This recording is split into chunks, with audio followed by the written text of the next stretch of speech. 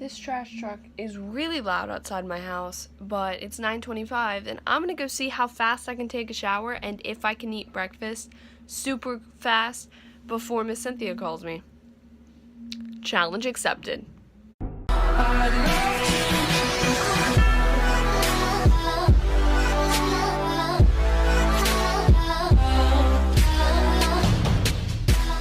So, I have barely vlogged, and I apologize for that, but I'm just working on schoolwork. I did talk to Miss Cynthia earlier today, and we're trying to work through some stuff, but she's giving someone else a call because part of the issues we were having is hopefully can be fixed by that person. So, also I'm hoping this goes away soon. Like, I don't like this. I don't like that. Anyway, I just finished my US history, and now I'm moving on to my literature. Gotta love it when your lit teacher is like, hey, annotate this poem and upload a picture of it into the thing. So, first of all, the thing wasn't there to upload it into. So I sent her an email and was like, hey, I can't find it, you know, whatever. She wrote me back. She's like, thanks for letting me know it wasn't working. Should be up now. It is. But she has it as, like, a thread, which you can attach pictures to, but, like, it came out sideways, so, like, you know, but yeah, anyway, I'm moving on to the poem questions, so we're moving right along. My mom is gonna come home with lunch, so hopefully by the time she gets back, I'll be done with this, which I think I will be, because I just have these questions,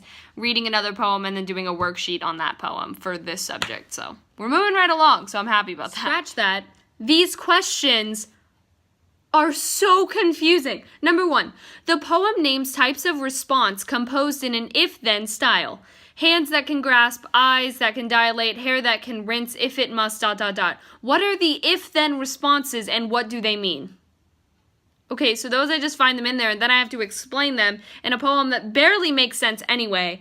Then number 2, in line 18, Moore reaches a pivotal point in the discrimination between poetry and what with the declaration that one must make a distinction. What conclusion can the reader draw from the necessity the poet sees in this distinction?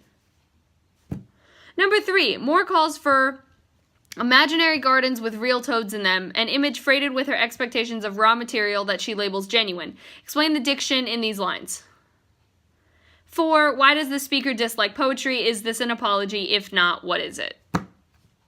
What? Lord save my soul. I love literature, but when poems make no sense, I love poetry, just not when it's like this. And I looked at it and I was like, yes, only 4 questions. They make no sense. So I don't know. I'm just gonna kind of try to go through these and we're just gonna see. I actually hate poetry.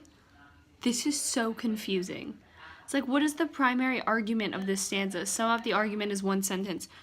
There is no argument in these 10 lines. So I need to look up what is the argument? Like, what is an alternate definition of argument? Mom threw out apples into the backyard that aren't good anymore, and there's deer in the backyard. I don't know if you can see. There's one. Well, you probably can't see them. Cause there's the third one. It's coming up. No one can see anything from here, but I promise you, they're there. So my dad comes in after just getting the mail, and he goes, Jordy, I think you got a valentine. I go, what? And it's this little, like, bag, and it has the conversation hearts and this, like, note thing in it. Yeah, it's from our realtor. As your neighborhood realtor, I have the expertise to optimally position your home for sale. Now is the time if you're thinking about a move. Call me. Blah, blah, blah, blah, blah. And I'm like, Dad, no one would ever send me a valentine. We all know this. Yes, I know I have not been the best at vlogging today, but that's because I was working on schoolwork. Speaking of schoolwork, I got all of my subjects done except for math, and my math actually isn't due until next Sunday. Not this Sunday, but next Sunday, but I'm going to do it this week. I'm going to do it tomorrow, because the only thing I have tomorrow is Zumba. Guys, I'm so excited, oh my god.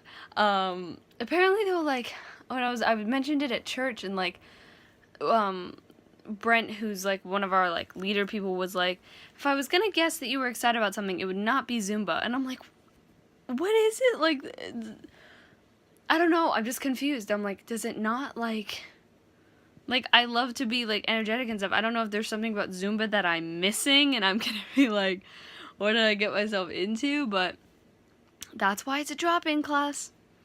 Just gotta see what it's all about. I'm very excited, as you can tell. I'm currently going to go through my email. I am going to order the first copy of my book because I got the approval from the thing today.